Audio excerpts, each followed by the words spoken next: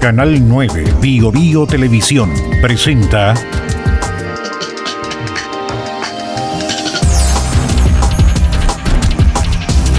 Frente Regional. ¿Qué tal? ¿Cómo están? Un gusto saludarles aquí en Frente Regional por las pantallas de Canal 9 Bio Bio Televisión. Vamos a conversar un poco del pasado, del presente y del futuro político de la exdelegada de la región del Biobío, exdelegada presidencial Daniela Dressner. ¿Cómo le va, Daniela? Un gusto saludarla. Un gusto también saludarlo ahora, solo Daniela, pero bien, muy contenta de estar acá de nuevo. A ver, hablemos un poco primero de su trabajo como delegada, yo lo decía, un poco del pasado para irnos después al presente y al futuro.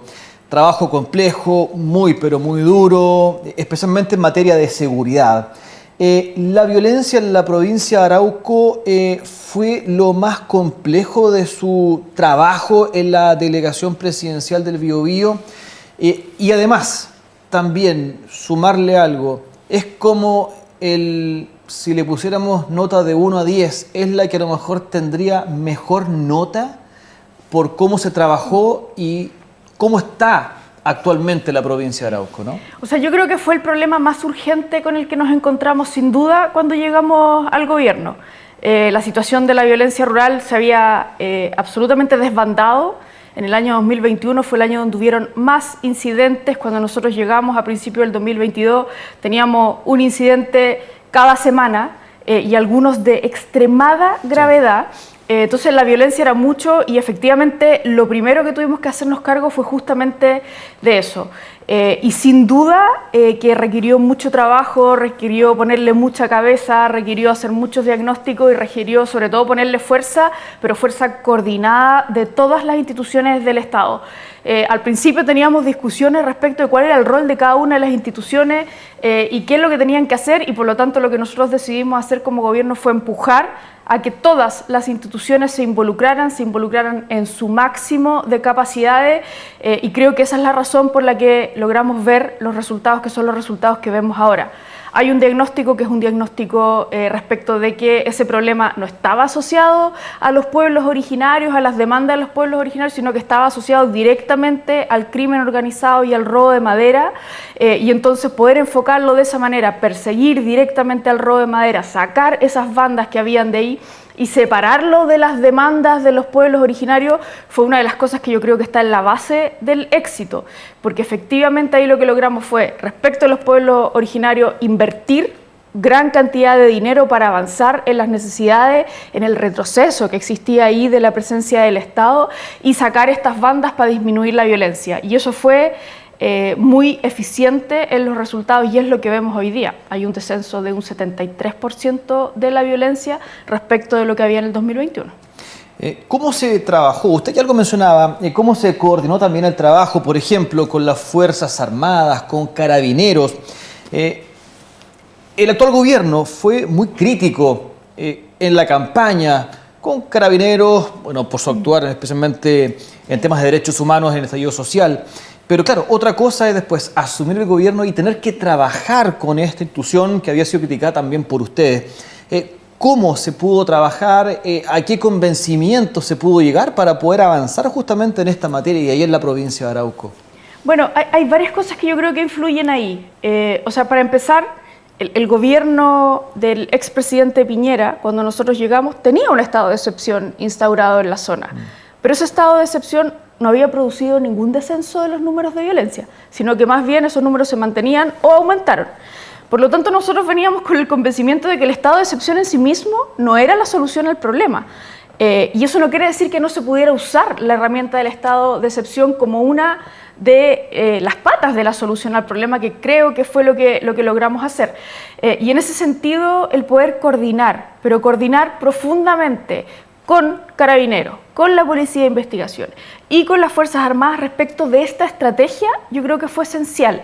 Y aquí un poco también lograr que estas instituciones trabajaran en conjunto, un poco dejando como los egos institucionales, ¿cierto? Que es súper importante, y ver el objetivo como un objetivo común en total nomás. Y por lo tanto, las ganancias son ganancias de la Armada, son ganancias del Ejército, son ganancias de Carabineros, son ganancias de la Policía de Investigaciones, son ganancias del gobierno y son ganancias de la ciudadanía, ¿sí? O sea, son ganancias de todo. Y yo creo que eso fue esencial en esa pega.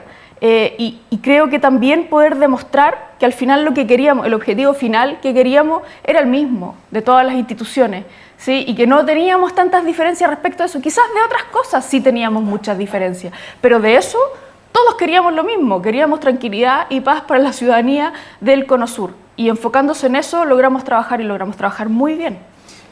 Daniela Dressner, después delegada, ahora nuevamente Daniela Dressner, lo voy a poner en términos más coloquiales, ¿verdad?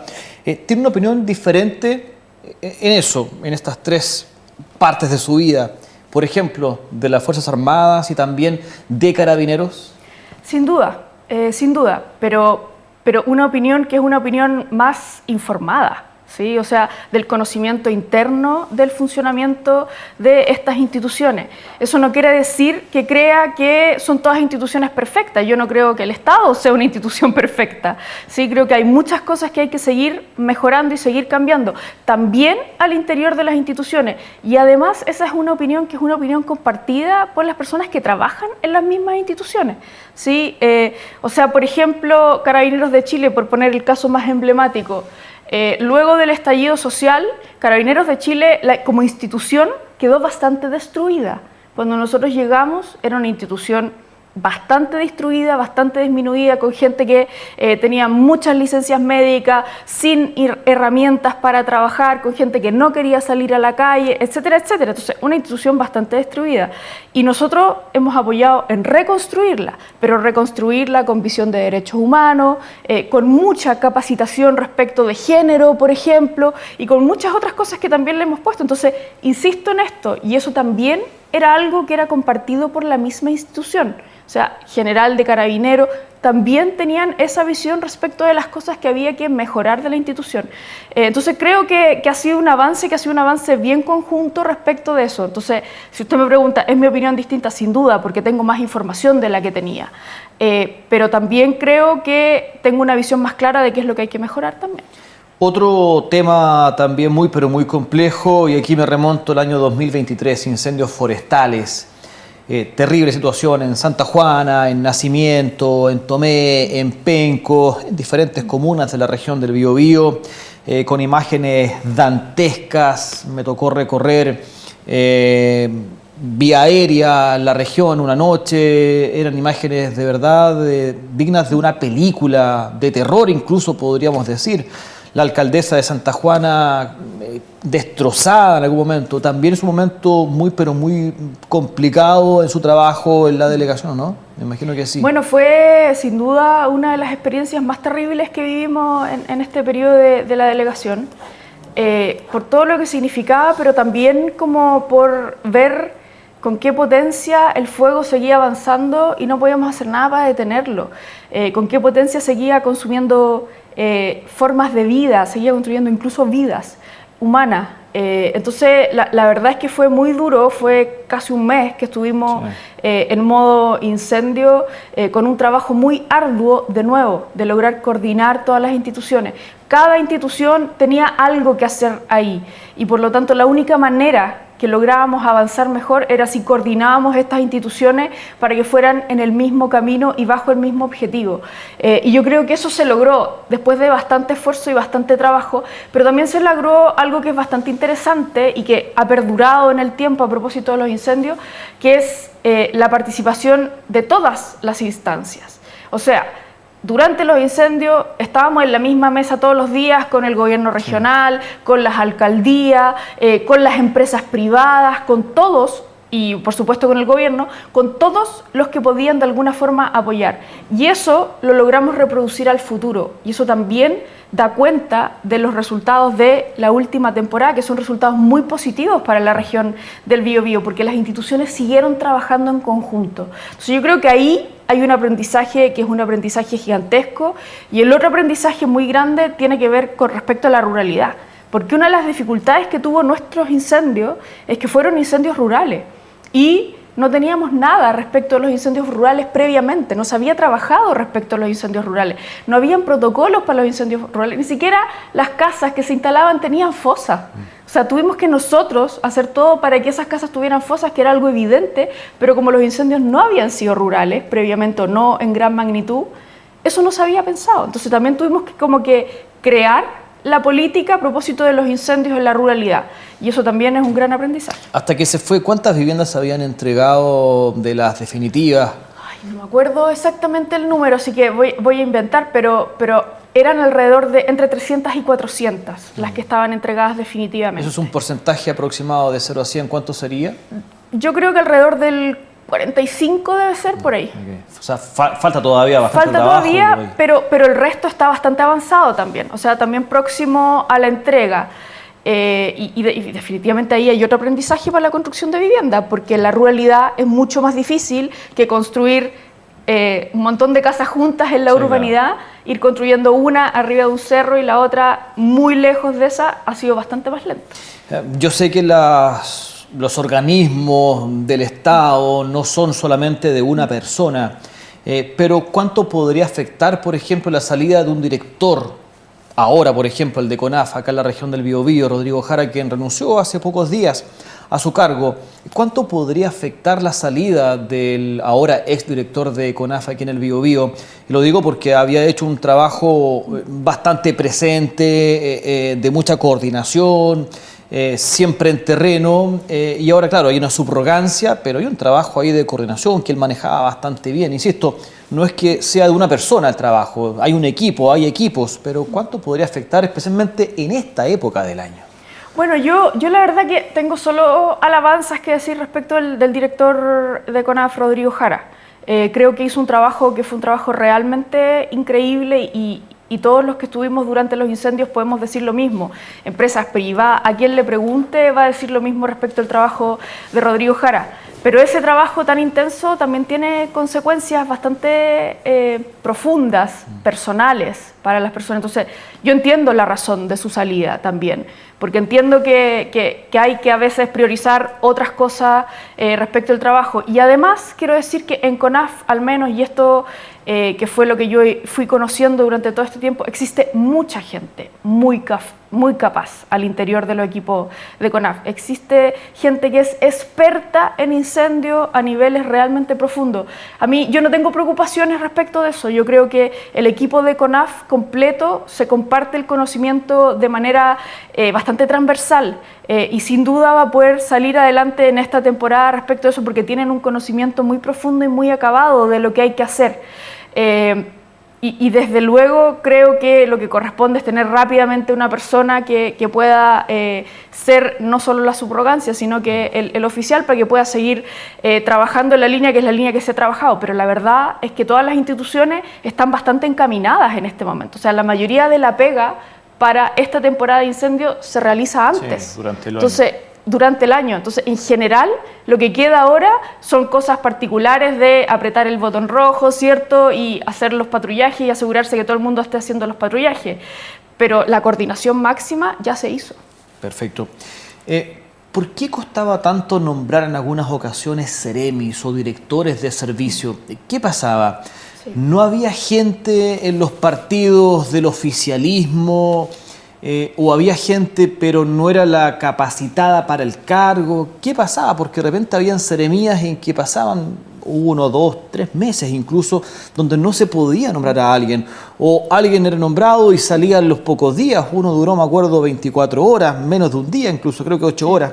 ¿Qué pasa? ¿Qué pasaba con esos nombramientos? Bueno, la verdad es que era bastante difícil porque nosotros teníamos bastantes exigencias respecto de las personas que eran las personas que se sumaban a los gabinetes. Exigencias compartidas con los ministerios, desde luego. Y no era solo la arista política, o sea, de qué partido pertenecía, de que hubiese un equilibrio político, que sin duda eso estaba, pero también respecto de quién era la persona, de cuál era su trayectoria, de cuál era el conocimiento que tenía en el área, y no solo él cuánto tiempo llevaba en un partido militando, ¿cierto?, sino ¿qué más? Claro, y las revisiones, que eran las revisiones que se hacían de interior, muchas veces, pero muchas veces salieron con cuestionamientos. Cuestionamientos que quizás en otros gobiernos habrían sido pasados por alto, no habrían sido considerados como importantes, pero que en nuestro caso sí eran considerados como importantes. Yo creo que uno puede hacer una revisión respecto de si era mejor hacer eso o era mejor nombrar rápido, ¿cierto? Y luego ir viendo en el camino. Pero la decisión que nosotros tomamos fue justamente respecto de la exigencia que tenían que tener esas personas. Entonces, efectivamente, cuando pasa algo como este Ceremi, que sale a las horas, digamos, uno dice, bueno, pero toda la revisión que hiciste todo, se te pasó algo. Entonces, bueno, más exigencias aún todavía respecto de eso. Entonces, también ahí ha ido eso mutando. Pero bueno, insisto, eso se puede revisar en el futuro y decir, bueno, quizás era mejor nombrar más rápido, tener a alguien en la cartera y no ser tan exigente en vez de hacer lo que nosotros hacíamos. ¿Cuánto cambió Daniela Dressner desde sus convicciones políticas y también a lo mejor personales, estando en el cargo como delegada? No me responda ahora. Hacemos un breve alto. Seguimos acá en Frente Regional, por supuesto, por Canal 9 Vive Televisión. No se vayan.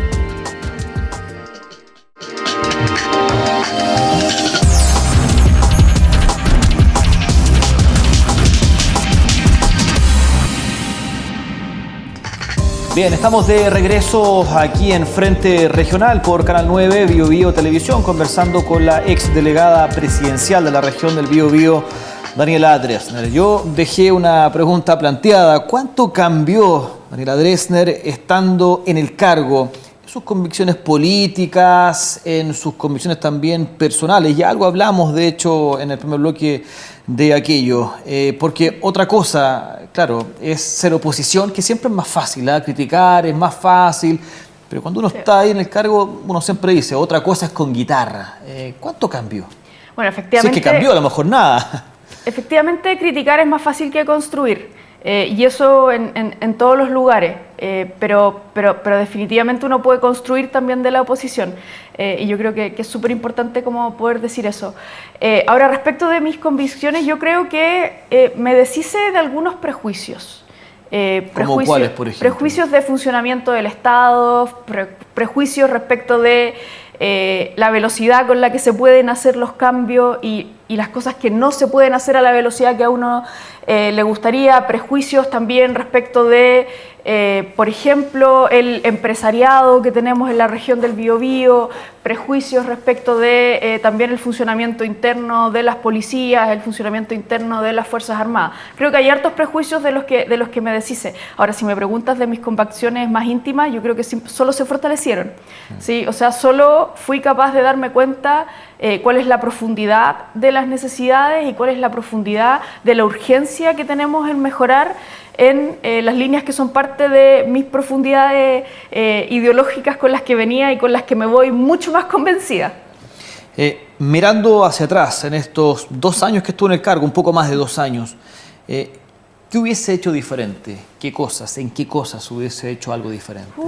Es difícil decirlo, pero yo creo que sabiendo lo que sé ahora, claramente habría tenido otra actitud desde el inicio, ¿cierto? Respecto de la construcción colectiva, respecto de cuáles sé que son los caminos de las respuestas, o sea, dónde está la solución a las respuestas. Por ejemplo, el plan de fortalecimiento industrial, ¿cierto? Que es la economía de la región.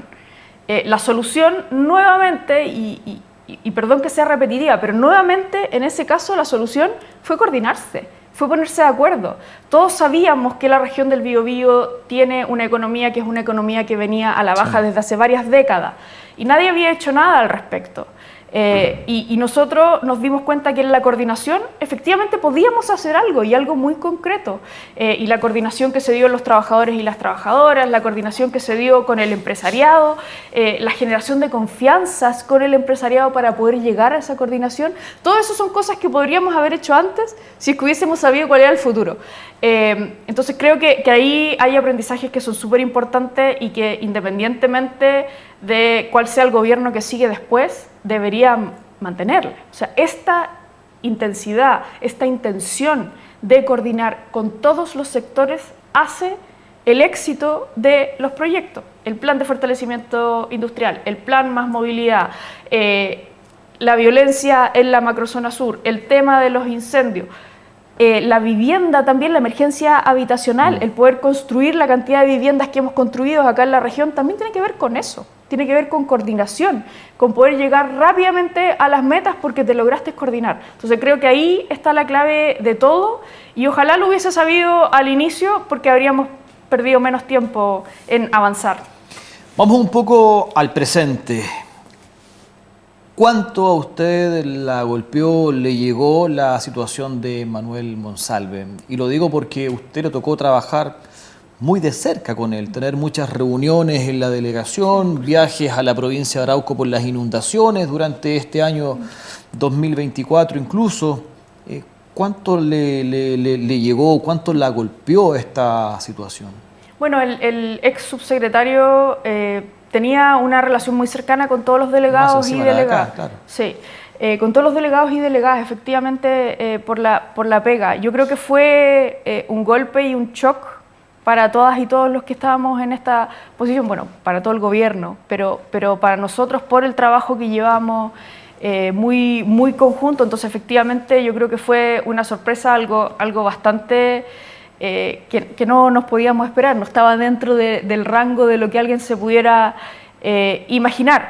Sin embargo, y esto también lo quiero decir, como las políticas respecto de la seguridad, que eran las políticas que se llevaban a cabo a través de la ministra y del ex subsecretario, siguen siendo las mismas, no dependían de una persona. Entonces el trabajo, que es el trabajo que era lo más cercano a la ciudadanía, todo lo que hicimos en seguridad, no dependía de esa persona y ahora se sigue realizando.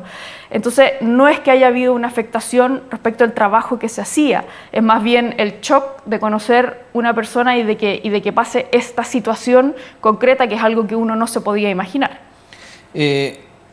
Una pregunta un poco repetitiva, pero el gobierno, ¿cómo actuó según su parecer? ¿Qué pudo haber hecho mejor? Uno dice, a ver, está esta denuncia, el presidente después en conferencia de prensa dice, una denuncia no hace culpable a una persona, pero uno dice, a ver, es una denuncia bastante grave, por más que no haya tenido todos los antecedentes en aquel momento, o que incluso a lo mejor Manuel Monsalve le haya mentido en algo en esa conversación que tuvieron, pero uno dice, lo suspendo de las actividades, que no vaya al Congreso, no le doy facilidades para que viaje, por ejemplo, a la región del Biobío. ¿Qué se pudo haber hecho mejor en ese momento? Yo creo que, y esto yo lo he dicho antes, yo creo que siempre como uno posicionándose desde el futuro, digamos, sí, uno puede revisar las acciones que se realizaron y decir, oye, esto habría sido mejor hacerlo así y así. Y yo creo que en este caso hay hartas cosas que, viéndolo desde el momento que estamos ahora, que sabiendo todos los antecedentes que tenemos, todo lo que ha ocurrido, efectivamente hay un montón de cosas que se pudieron hacer mejor, reacciones que se pudieron tomar antes. Pero también yo digo, cuando uno está en el momento y pasa eso, uno reacciona como puede reaccionar, nomás. Dentro del momento, con la información que tiene. Entonces es súper difícil como decir, si yo hubiese estado en ese momento, ¿qué yo habría hecho? ¿Sí? Yo estando desde el futuro, sin duda, habría hecho un montón de otras cosas y otras cosas distintas. De la reacción, de lo mismo que tú dices, la suspensión, incluso de qué es lo que se dice para afuera, qué es lo que no se dice para afuera. Todo eso, yo creo que hay un camino que es un camino diferente que se podría haber tomado. Pero es súper fácil decirlo desde el futuro. No sé si es tan fácil decirlo desde ese momento. Pero usted, si hubiese llegado a una denuncia, no sé, lo hubiese suspendido o ¿sabe qué? No aparezca mañana. O sea, yo creo que lo primero que yo habría hecho, el caso que hubiese llegado a una siendo denuncia, un gobierno, perdón, además feminista, usted también, sí, por supuesto, que está muy vinculado a los movimientos feministas acá en la región. Lo primero que yo hubiese hecho sería hablar con mis superiores respecto de esto, porque el cargo que yo tenía superiores directos importantes. Entonces yo lo primero que habría hecho es hablar con los superiores y ponerlo al tanto. ¿Qué fue lo que ocurrió acá? ¿Sí? ¿Qué fue lo que se hizo? Y la decisión habría sido tomado en conjunto con esos superiores, ¿sí? Entonces también ahí es súper difícil, o sea, yo lo habría reportado, pero al segundo, sin duda, porque es extremadamente grave. Lo que yo habría pedido es que se fuera por el lado conservador de apartar del cargo y todo eso, lo más que se pudiera, porque es muy grave. Pero, desde luego, esa habría sido una decisión que es una decisión colegiada.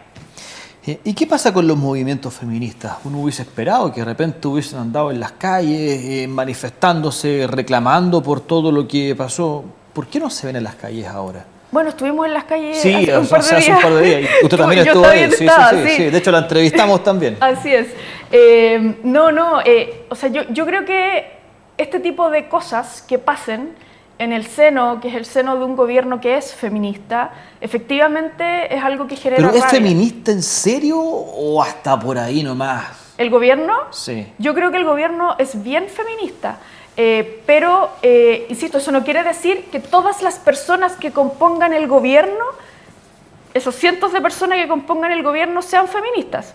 Eso quiere decir que el gobierno está llevando a cabo políticas concretamente que van en la línea del feminismo. Y puedo nombrar muchas. O sea, la ley Karin, la ley Antonia, la ley contra la violencia, la ley contra la violencia, todas esas cosas que han ido avanzando concretamente en este gobierno y a propósito de este gobierno, ¿cierto? Para poder proteger a las mujeres. Todos los temas que tienen que ver con la no revictimización, ¿cierto? Los temas que tienen que ver con que incluso la institución de Carabineros de Chile tenga capacitaciones constantes respecto de género, que existan salas en las nuevas comisarías que se construyen para poder atender casos que son casos de violencia, etcétera, etcétera. Son muchas cosas concretas que se están haciendo en este gobierno. Yo creo que es un gobierno feminista. Insisto, eso no quiere decir que todas las personas que componen el gobierno sean feministas. Y no quiere decir que no podemos tener casos de acoso, de abuso, de violación, como lo hemos visto. Eso tampoco quiere decir que nos dé menos rabia cuando ocurre al interior de un gobierno feminista. O sea, yo creo que a mí me da más rabia, ¿sí? Porque digo, o sea, estamos en un gobierno que quiere demostrar que esto puede ser distinto y tienes personajes al interior que saben esto y que aún así actúan con sesgos de género bastante importantes. Entonces, quiero decir que sí nos da rabia y sí, o sea, de hecho en la marcha se notaba esa rabia que había respecto de estos casos particulares. Pero la marcha fue por un día en particular y especial también, pero uno en otro momento hubiese esperado otra reacción al día siguiente o a los 2 días después, una manifestación, y eso no lo vimos y en lo personal me sorprende que no haya sucedido. O sea, yo creo que tiene un poco que ver, tiene que ver con algunas cosas, diría yo. Primero, que efectivamente han habido bastantes avances en el tema feminista en este gobierno. Sí, han habido bastantes avances en leyes, han habido bastantes avances en protocolos, en políticas públicas. No quiere decir que esté resuelto. Sí. Y eso también genera una relación que es una relación diferente del gobierno con los movimientos feministas. O sea, yo tenía en la delegación una persona a cargo exclusivamente de los temas que son los temas de género, que su rol era justamente mantener esa relación. Entonces, como te digo, hay una relación que es una relación distinta respecto de esto. Y creo que eso puede ser probablemente parte de la explicación. Y también que cuando se avanza, los movimientos de alguna forma también empiezan un tipo de articulación que es distinto, que no es el mismo tipo de articulación que es la articulación de la respuesta en la calle, ¿sí? Entonces creo que hay varias razones, no lo sé, porque no he estado en el movimiento por haber estado dentro del gobierno, pero lo que vi en la calle el otro día que estuvimos específicamente es que sí, rabia había. A ver, usted renunció a su cargo, está ahora con algunos días libres, se va pronto también de vacaciones y el otro año trabajar fuertemente en su candidatura a diputada. ¿Por qué? ¿Qué quiere? ¿Hacia dónde quiere apuntar con su trabajo? Primero en campaña y después, si es elegida, su trabajo en el Congreso. ¿Hacia dónde quiere apuntar? ¿Cuáles serían sus prioridades? Yo creo que hay algo que la delegación me enseñó y me enseñó muy, muy claramente, muy en terreno, digamos, y que tiene que ver con la cercanía con la ciudadanía directamente. ¿Sí? Yo creo que ya nuestra ciudadanía exige que todos sus representantes estén en contacto directamente con ellos, no a través de alguien. Y para eso hay que dejar las patas en la calle, como se dice coloquialmente. Y hay que estar en todos los lugares que requieren que uno esté y hay que generar esa relación que es una relación directa. Yo me acuerdo que durante los incendios, que era algo terrible, pero la gente lo que más agradecía es que uno estuviera ahí. sin que uno estuviera viendo lo que pasaba. Yo creo que eso es algo que le hace un poco de falta a nuestro Parlamento. Siento que las discusiones del Parlamento a veces están súper alejadas de la realidad, que es la realidad que vive la ciudadanía todos los días en su casa, de las cosas que la ciudadanía quiere. O sea, yo no soy capaz de entender cómo todavía no tenemos una ley de pensiones, con las pensiones miserables que tienen nuestros abuelos, ¿sí? Los abuelos de todos los que estamos acá. Nuestros abuelos tienen pensiones miserables todos los meses y aún así esa ley no es capaz de salir, porque no se han podido poner de acuerdo en el Parlamento. O sea, y eso me parece a mí que es realmente un insulto. Es un insulto a la ciudadanía, porque ellos eligen a estos representantes. Entonces creo que efectivamente falta un poco de altura de mira, un poco de entender que acá lo que importante son las necesidades de la ciudadanía, no el show, no el punto político, no si yo soy más famoso, soy menos famoso, si salí más en la tele o salí menos en la tele, sino que resolver el problema. Y creo que eso le hace falta al Parlamento. Y también le hace falta gente que sea capaz de coordinar, o sea, de hablar en conjunto. Con toda la experiencia de la delegación, para mí la clave es esa, coordinar. Derecha, izquierda, empresario, trabajador, no importa, coordinemos, porque el objetivo final es entregar mejoras a la ciudadanía. Entonces hay que trabajar en conjunto y al Parlamento, pucha que le hace falta eso. Va a haber una dura lucha ahí por los pocos cupos que hay en el distrito. Están ahí varias opciones, sí. La diputada Acevedo, el exalcalde de Concepción Álvaro Ortiz, Antonio Rivas de Chihuayante, que también está muy interesado, usted, Alejandro Navarro, que ojo, no descartó si perdía por la gobernación en ser candidato a diputado. Bueno, perdió, lo está analizando, me imagino, todavía. Se me escapa seguramente algún nombre más, dicen que algunos seremis actores también incluso están interesados por ahí. Va a ser dura digámoslo en términos batalla, pero no, sí. No es para tanto esto, pero sí va a ser... hay hartos competidores ahí de peso, me refiero. A mí me gusta que haya competidores. La verdad, como que creo que la ciudadanía necesita opciones, necesita una diversidad para la elección y para poder elegir justamente a la persona que sea la persona que más le acomode, la persona que se sienta más cercana. O sea, ya pasamos esa ciudadanía que se acomoda con el mar menor, porque bueno, tengo que votar por este porque el otro es peor, básicamente, ¿sí? Entonces, muchas opciones hace que la gente efectivamente tenga esa capacidad. Y además yo creo que la gente sabe lo que quiere y sabe quién representa lo que quiere. En ese sentido, también eso es una protección como para los caudillismos, para quien simplemente es un showman o una showwoman, ¿cierto? Y que está ahí por objetivos personales. Yo creo que la gente es capaz de hacer la diferencia entre quien está por objetivos que son objetivos colectivos, mejorar la calidad de vida, y quien está simplemente porque quiere más plata, más poder, más tele, digamos. Y creo que eso también es muy valioso. Daniela Dressner, gracias por haber estado hoy acá en Frente Regional, muy amable. Muchas gracias a ustedes por tenernos.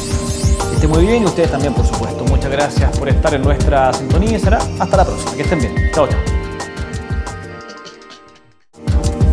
Canal 9 Bio Bio Televisión presentó